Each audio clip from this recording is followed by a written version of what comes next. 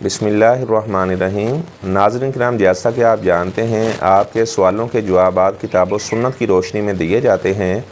اگر آپ کا بھی کوئی سوال ہے تو آپ 030246596667 پر میسج کریں، یا آپ خواب کی کوئی تعبیر جاننا چاہتے ہیں تو اپنا خواب اس نمبر پر وائس میسج کریں، یا لکھ کر آپ میسج بھیج دیں واٹس ایپ پر۔ آپ کے خواب کی تعبیر شرعی اصولوں کے مطابق کی جائے گی۔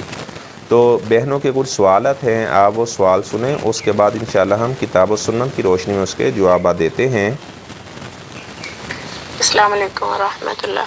مفتی صاحب، ایک تو یہ پوچھنا تھا کہ اگر شرٹ یا پینٹ یا ٹراؤزر پہ کوئی تصویر بنی ہوئی ہو تو جب نماز پڑھیں تو اس کے اوپر جیکٹ وغیرہ پہن لے، مطلب کوئی اور کپڑا پہن لے کہ جس میں باہر پک نظر نہ آئے، تو کیا اس طرح نماز ہو جائے گی؟ جی، آپ نے بہن کا سوال سنا کہ اگر ایسا لباس پہنا ہوا ہے جس پر تصاویر ہیں، لیکن جب ہم نماز پڑھتے ہیں تو اس کے اوپر کوئی اور چادر وغیرہ ڈال لیتے ہیں، تو کیا اس لباس میں نماز پڑھنا درست ہے؟ بات یہ ہے کہ ایسا لباس قطعی طور پہ نہ پہنا جائے جس کے اوپر تصاویر بنی ہوئی ہیں۔ بالکل سادہ لباس پہنا جائے، اور جو آدمی مالدار ہے، اچھے کپڑے پہن سکتا ہے، اس کے باوجود وہ سادگی کو اختیار کرتا ہے، تو ایسے انسان کو جنت کے حلے پہنائے جائیں گے۔ تو اگر ایسا لباس پہننا ہے جس پہ تصاویر بنی ہیں، لیکن نماز پڑھتے وقت اس کے اوپر کوئی اور ہم کپڑا ڈال کر اسے ڈھانپ دیتے ہیں، وہ تصاویر نظر نہیں آتی، تو بہرحال وہ نماز جو پڑھ لی ہے وہ تو درست ہے، اسے دہرانے کی ضرورت نہیں ہے۔ لیکن آئندہ سے اس کپڑے کے اندر نماز نہ پڑھی جائے جس پہ تصاویر بنی ہوئی ہیں، چاہے اس وقت آپ اسے ڈھانپ دیتے ہیں وہ نظر نہیں آ رہی، تو ایسے کپڑے میں نماز پڑھنا درست نہیں ہوگا۔ تو آپ صلی اللہ علیہ وسلم ایک دفعہ نماز پڑھ رہے تھے تو سامنے ایک کپڑا تھا جس پہ تصاویر تھی، تو آپ صلی اللہ علیہ وسلم نے فرمایا کہ یہ جو تصاویر والے کپڑے ہوتے ہیں یہ انسان کی توجہ کو یعنی اللہ تعالیٰ کی جانب سے ہٹا دیتے ہیں۔ جس طرح نماز کے اندر ایک اللہ کی جانب توجہ ہونی چاہیے، وہ توجہ برقرار نہیں رہتی، تو آپ صلی اللہ علیہ وسلم نے فرمایا کہ عائشہ امیتی عنی کرامکی حاض، یہ پردہ سامنے سے ہٹا دو اور ابو جہم سے ایک سادہ چادر لے آؤ۔ تو پتہ چلا کہ اگر سامنے تصاویر ہیں یا اس طرح ایسا لباس پہنا ہوا ہے تو وہاں پر نماز پڑھنا درست نہیں ہوگا، اور آپ کی جو توجہ ہے کما حقہ، جس طرح آپ کی نماز میں توجہ ہونی چاہیے، دل و دماغ حاضر ہونا چاہیے، اس طرح آپ کی توجہ برقرار نہیں رہے گی۔ لیکن جو نماز آپ صلی اللہ علیہ وسلم نے پڑھ لی تھی اس کو دہرایا نہیں گیا، تو ایسے کپڑے کے اندر جو نماز آپ پڑھ چکی ہیں اس کو دہرانے کی ضرورت نہیں ہے، لیکن آئندہ سے ایسے لباس کے اندر نماز نہ پڑھی جائے۔ یہ دوسرا آپ سوال سنیں۔ اگر کسی رکعت میں ایک سجدہ کرنا بھول جائے، ایک کر لیا اور دوسرا کرنا بھول گئے، تو اس کا کیا ہوگا طریقہ؟ مطلب نماز دوبارہ پلٹائی جائے گی؟ جی، بہن پوچھ رہی ہیں کہ اگر ہم نے ایک سجدہ کر لیا ہے، ایک سجدہ رہ گیا، بھول گئے، تو اب کیا وہ رکعت پڑھی جائے گی یا صاحب کے 2 سجدے کر لیے جائیں گے تو وہ کفایت کر جائیں گے؟ بات یہ ہے کہ جو سجدہ ہے یہ نماز کا رکن ہے، اور جب نماز کا رکن رہ جائے تو آپ کو پوری رکعت پڑھنی پڑے گی۔ آپ نے وہ ایک رکعت پوری پڑھنی ہے، ساری نماز آپ کو دہرانے کی ضرورت نہیں ہے۔ ایک رکعت آپ پڑھیں گی اور اس کے بعد سلام پھیرنے سے پہلے یا سلام پھیرنے کے بعد صاحب کے 2 سجدے آپ کریں گی۔ یہ بات ذہن میں رکھیں، جو صاحب کے سجدے ہیں اس کے اندر وہی دعائیں پڑھی جاتی ہیں جو عام سجدوں میں پڑھی جاتی ہیں، اور صاحب کے جب آپ نے سجدے کر لیے ہیں اس کے بعد تشہد نہیں کرنا ہوتا۔ بعض لوگ صاحب کے سجدوں کے بعد تشہد کرتے ہیں، پہلے ایک سلام پھیرتے ہیں، تو اس طرح کا طریقہ کسی بھی صحیح روایت کے اندر موجود نہیں ہے، تو وہ رکعت آپ کو پڑھنی پڑے گی، اور اس کے بعد سلام پھیرنے سے پہلے یا سلام پھیرنے کے بعد صاحب کے آپ 2 سجدے کریں گی۔ السلام علیکم ورحمۃ اللہ وبرکاتہ۔ محترم، 2 باتیں میں نے اور پوچھنی تھی۔ ایک جماعت کے متعلق ہے کہ جس کی سورہ فاتحہ نہیں ہے اس کی نماز نہیں ہے، تو جو لوگ جماعت میں نماز پڑھتے ہیں، جس طرح ہم لوگ تراویح کے لیے جاتے ہیں، تو اگر میں یہ پوچھنا چاہ رہی تھی کہ امام صاحب الحمدللہ پڑھیں گے تو ہم ان کے پیچھے پڑھیں گے یا ان کے ساتھ ساتھ ہی دہرائیں گے؟ اور آمین کا بھی پوچھنا چاہ رہی تھی، کیونکہ جی، بہن نے یہ سوال کیا ہے کہ جب ہم امام کے پیچھے نماز پڑھیں گے، یعنی جب ہم مقتدی بنیں گے، تو سورۃ فاتحہ تو ہم نے بھی پڑھنی ہے۔ چلو الحمدللہ، اللہ تبارک و تعالیٰ کا احسان ہے کہ آپ کو اس بات کا علم ہے کہ امام کے پیچھے بھی سورۃ فاتحہ پڑھتے ہیں۔ بعض لوگ ساری زندگی نمازیں پڑھتے رہتے ہیں، امام کے پیچھے سورۃ فاتحہ نہیں پڑھتے، نہ جہری نمازوں میں سورۃ فاتحہ پڑھتے ہیں، نہ سری نمازوں میں سورۃ فاتحہ پڑھتے ہیں، جبکہ بخاری شریف کی حدیث ہے، آپ صلی اللہ علیہ وسلم کا فرمان ہے لا صلاۃ، اس بندے کی کوئی نماز نہیں ہے، چاہے امام ہے، مقتدی ہے، منفرد ہے۔ جو آدمی لم یقرأ بفاتحۃ الکتاب نماز میں سورۃ فاتحہ نہیں پڑھتا۔ اور ایک موقع پر آپ صلی اللہ علیہ وسلم نے مقتدی لوگوں کو خطاب کرتے ہوئے فرمایا لا تفعلوا بشیء، کچھ نہ پڑھا کرو الا بام القرآن، مگر سورۃ فاتحہ، فإنہ لا صلاۃ لمن لم یقرأ بہا، کیونکہ اس بندے کی نماز نہیں ہوتی جو نماز میں سورۃ فاتحہ نہیں پڑھتا۔ یہ خطاب آپ صلی اللہ علیہ وسلم نے مقتدی لوگوں کو کیا۔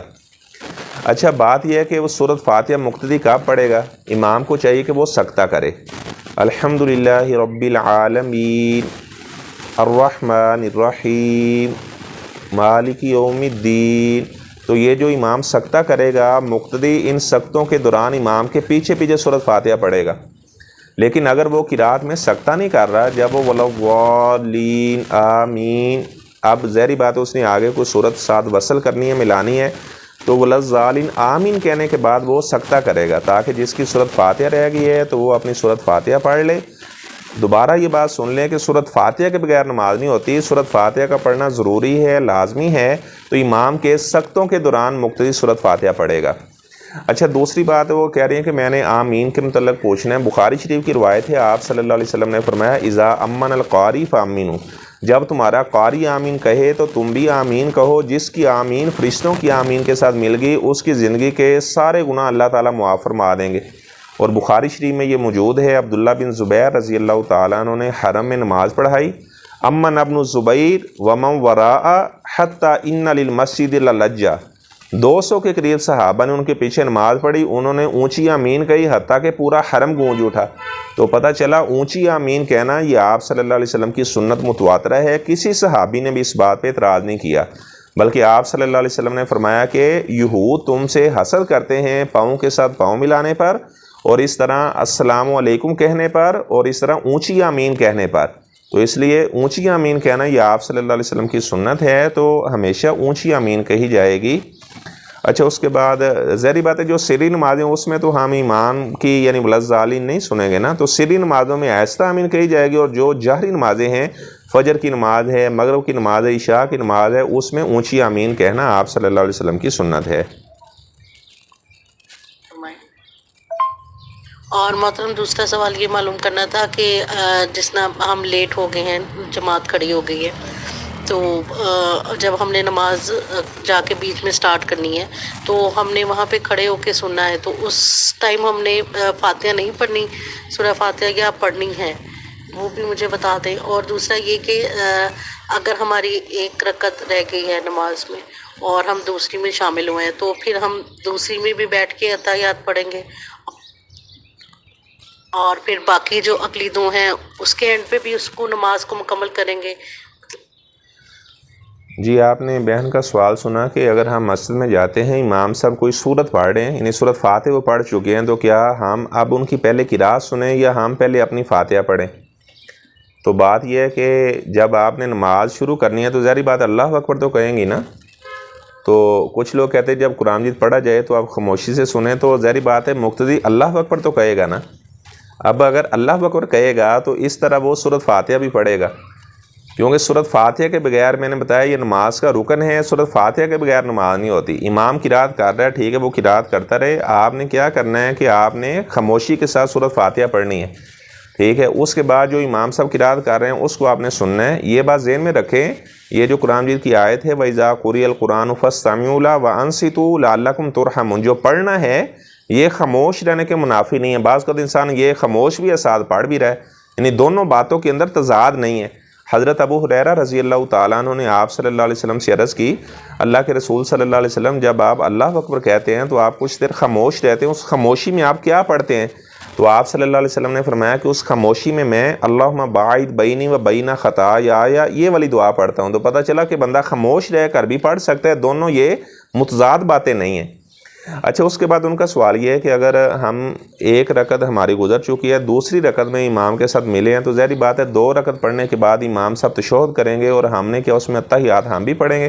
جی آپ بھی اس میں اتحیات پڑھیں گی، اور اس کے بعد جب امام تشہد کرے گا اس میں آپ بیٹھ کر پھر آپ اتحیات پڑھیں گی، اور اس طرح جو رکعت آپ کی رہ گئی ہے، یعنی مراد یہ کہ جب بھی جفت کے بعد آپ کا تشہد آئے گا تو آپ نے وہ تشہد کرنا ہے امام کے ساتھ. جب آپ تشہد کر رہی ہیں، اگرچہ آپ کا وہ تشہد تو 2 رکعت کے بعد آنا تھا، لیکن آپ نے ابھی 1 پڑھی ہے تو آپ وہ تشہد کریں گی. اور بعض نمازیں تو ایسی ہیں، مثلا مغرب کی نماز ہے، اس میں رکعت 3 ہوتی ہے لیکن تشہد 4 بھی ہو سکتے ہیں. یعنی جتنے تشہد بھی آئیں گے آپ کو اتحیات اس میں پڑھنی ہوگی. اگر پہلا تشہد ہے اس میں درود ابراہیمی اگر آپ پڑھنا چاہیں تو مستحب ہے، البتہ آخری جو تشہد ہے اس میں درود ابراہیمی پڑھنا فرض ہے.